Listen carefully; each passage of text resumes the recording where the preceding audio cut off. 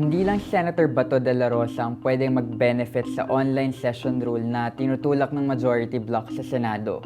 Pag-usapan natin. Under the current Senate rules, pwedeng mag-participate online ang isang senador kapag may force majeure o state of national emergency. Pero ngayon, gusto ni Senator Marcoleta na payagan ng online participation sa Senate sessions under justifiable reasons. So, sino pwedeng makinabang dito? Well, nandyan si Senator Bato na nagtatago dahil sa International Criminal Court warrant of arrest kaugnay ng alleged crimes against humanity tied sa drug war ni Rodrigo Duterte. Si Senator Bongo naman, kinilala rin bilang alleged indirect co-perpetrator sa ICC case. Nandyan din ang mga senador na nalilink sa flood control corruption issue, kabilang sina Senator Jinggoy Estrada, Joel Villanueva at Chis Escudero.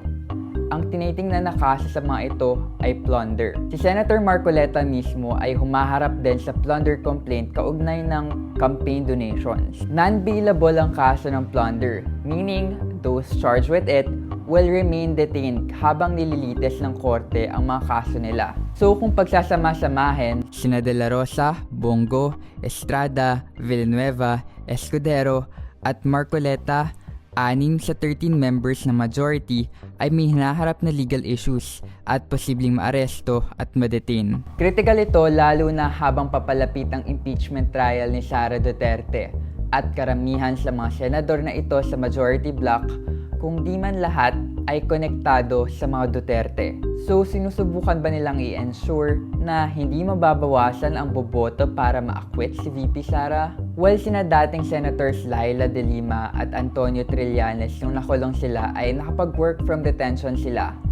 Hindi nga lang sila nakasali sa mga session, which means hindi sila nakaboto sa mga kahit anong desisyon ng Senado. Nung pandemic, nung Senador si De Lima, hindi rin siya pinayagang makasali sa session online kahit na nasa state of national emergency ang bansa, kung saan supposedly pwede siyang umattend online under the Senate rules.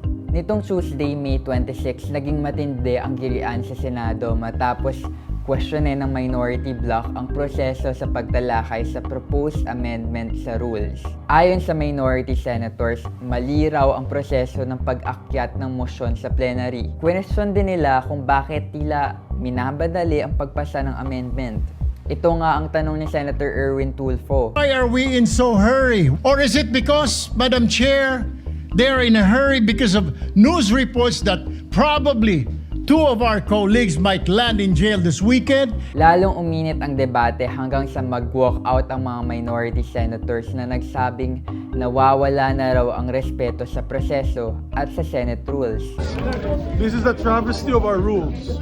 So ang tanong ngayon ay ano ang mangyayari sa suggestion na i-allow ang online participation sa Senate session? At kung makukulong ang mga senador na ito, makakaboto ba sila from detention? Kayo na araw-araw na nagko-commute para pumasok sa trabaho, yung mga no work, no pay workers, ano sa tingin nyo?